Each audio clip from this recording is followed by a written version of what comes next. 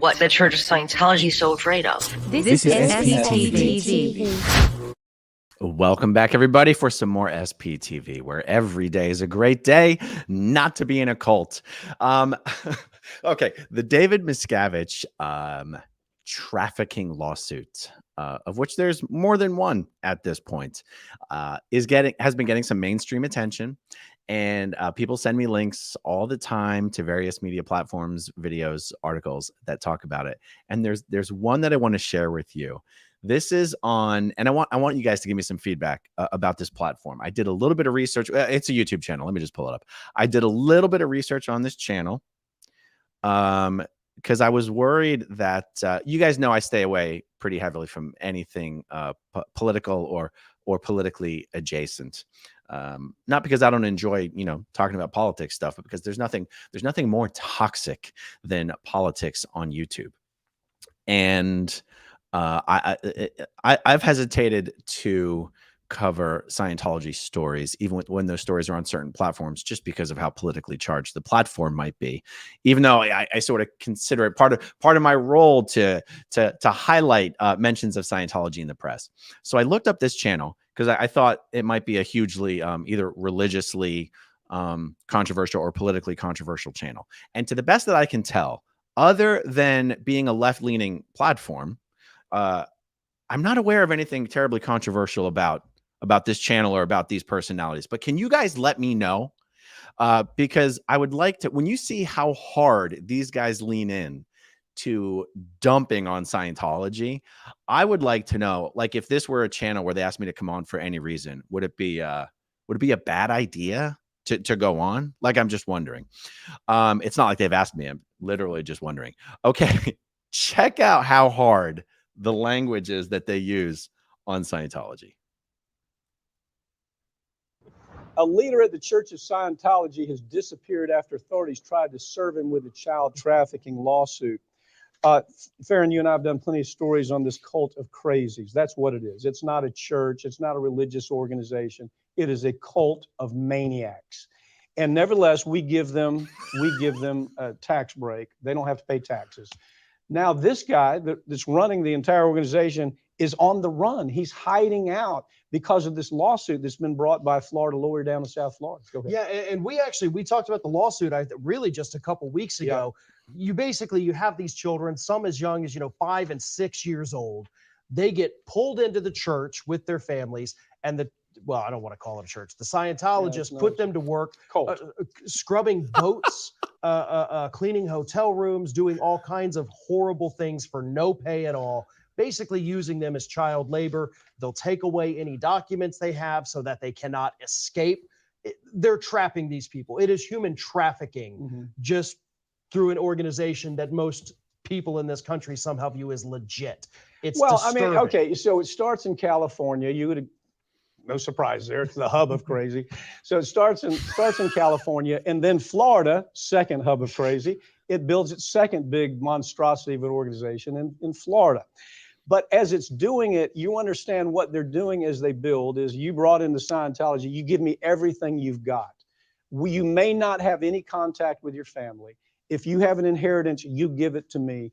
A lot of the money they make is from that. The second big bit of money is they don't pay taxes on anything. Yeah. Because for some reason, it's been determined that there's somehow a religion. It is a cult of crazy. What I think is interesting, L. Ron Hubbard, who started this whole thing, started on a pretty good premise, and that is the American and international psychology has become a dirt pit, that it doesn't work. It's, we've made it into something that it's not, that it shouldn't be. So he starts attacking the area of psychology, the discipline of psychology, and he builds his entire structure around that. L. Ron Hubbard was the guy. He ends up spending his life on a boat because he's running from the law all over the world, right? Yeah. And Sea Org. Well, and another part of it too is that, we talk about how we in the U.S. give them this tax exempt status. In most countries in Europe don't even recognize it as a religion anymore. Exactly. They have stripped them of any status they may have had because they understand this isn't a religion. You're not even really praying to a deity of any kind. You don't Oh, really L. Ron believe Hubbard, in L. anything. Ron Hubbard is their deity. Yeah. I mean, if you're going to have a deity, it's L. Ron Hubbard, who, by the way, was always having to run because he had so many fraud cases against him. Yeah. He had criminal fraud cases against him that he had to live on a boat, and he started something called Sea Org. And this whole thing is where we are. I would think that that's where we're going to find David. Yeah. You know, David is on the run right now because he understands that these charges are big. David, who, by the way, actually served as the best man for one of Tom Cruise's weddings. I think his second wedding, maybe. Okay, so it's a real easy solution, and here's what I hope happens. You can yank their tax exemption. You can get judgments against them. This is exactly what we're doing with Iran in the terrorist cases. They have a lot of holdings all over the world, a lot of them in the United States. So we get judgments against them for what took place with terror groups that have killed American citizens. So we get judgments against them. We sell their property. We get possession of their bank accounts. And so there's all these things that we're able to do if somebody would show enough courage and just pull the trigger on this. And it doesn't have to be a criminal event. If this civil case turns out to be what I think it is, this is serious stuff. Yeah, and I think people should understand how serious it is. If it wasn't serious, this guy wouldn't be on the run right now trying to evade authorities. I mean, they went to his office and security refused to let them in to just serve the lawsuit. Yeah. 37 times. Yeah, 37 times. So he knows he's done for. Yeah, let's hope they get him. But more importantly, let's hope they close this cult of crazies down, because that's all it is. It's just taking advantage of people all over the world right now. Thank you for joining me. Okay. Thank you. All right. Now, I get so skittish on this because I'm going to tell you guys, I was very seriously burned by inadvertently appearing on a very far right channel when I was running for Clearwater City Council. And, I don't know if it's the colors they use or the graphics or the style of their set or the accent. But when I first saw this thing, I was like, uh-oh, this is another far right extreme channel, and I don't want to have anything to do with it. But when I looked them up, I was surprised to see, no, I think they're lefties. So this is hilarious. I got to tell you guys this story. So when I was running for Clearwater City Council 2 years ago, I actually my channel wasn't even like a big channel at that point. And I was like, but I knew that I was going to do my best to use social media, Facebook, Twitter, and YouTube to raise as much money for my city council campaign as I could. Now, over the 6-month period of the campaign, I raised the most money that had ever been raised for a Clearwater City Council campaign. I raised $70,000. And the only person who raised more money than me was the woman who was running against me. And she had the support of 100% of Clearwater's political establishment, and she had the support of 100% of the voting Scientologists in Clearwater. So I did pretty good. But in my effort to also, where I live, Clearwater, Florida, Tampa Bay, a large Baptist evangelical population down here, no question about that.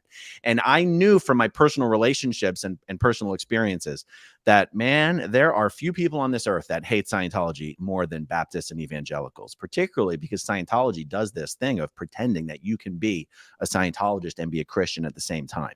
And I can tell you that the Baptist population here in Tampa Bay considers Scientology to be satanic. And so I got an invitation from this channel. Actually, I forget the name of the channel, but the guy's name was Rick Wiles. And I got an invitation from somebody over there, some email from some producer or whatever. And I looked him up on Twitter and I was like, ooh, 40,000 subscribers. That's a lot of subscribers. These guys are legit. And I went on the program and we just talked about Scientology. And anyway, I thought it'd be great. Well, it turns out he's not just an evangelical. He's kind of an anti-Semite. Doesn't kind of like his views are somewhat similar to the Kanye West, you might say. And I had no idea. I was like, I just want to reach the evangelicals. I don't know. Don't all the evangelicals think the Jews killed Jesus? I don't know. I grew up in a cult, guys. I don't know what these guys believe. And so once I found, and then of course the Tampa Bay Times did a whole article about me appearing on a program of a fucking giant anti-Semite. And so that's what I mean when I say I've gotten burned. And then it was funny because once I found out, like I didn't actually find out about the guy's history until I found out Tampa Bay Times was writing an article about it. And then I was like, and then, you know, Tracy at the Tampa Bay Times called me and I'm like, well, what's the big deal? What's the big deal? And she told me what the big deal was. And I was like, oh, is that why he was interrogating me about my last name? People always ask me about my last name because it's unusual. Asmithlevin. It's a weird last name. And before we started the interview, we were just chit-chatting, and this guy was like, oh, Levin, that's an interesting last name. Where'd you get that last name? He didn't say Smith-Levin. He said Levin. Aaron Levin is like one of the most Jewish names that, you know, there is. But I'm used to being asked about my name. It didn't quite occur to me that he only asked me about the Levin. And I'm like, yeah, my parents are never married. Smith is my mom's name. Levin is my dad's name. Da, da, da, da, da. Anyway, so whenever I see Scientology brought up on programs that seem to either be extremely religious or extremely political, I tend to shy away from it. But since all they spoke about in this clip was just Scientology, I figured, how bad can it be? But you guys, please give me feedback. If for whatever reason these guys wanted to talk about Scientology, is this a program I should avoid, or should it be no problem? I'm curious to know what you guys think about that. Let's see, guys. We still have 9 minutes until 7. I was trying to have this video be a lead into Amy and Claire's weekly live that they do that starts in about 9 minutes, but I don't think I can kill 9 minutes of airtime. So that is all for me this evening. So much more to come later this week, although tomorrow is Friday. So much more to come. Stay tuned. Thanks for watching, everyone. Thanks to everyone who watches until the very end, and I'll talk to you soon. Okay, if you want to see my rock and roll songs, click right on this guitar. And if you want to see a different one of my videos,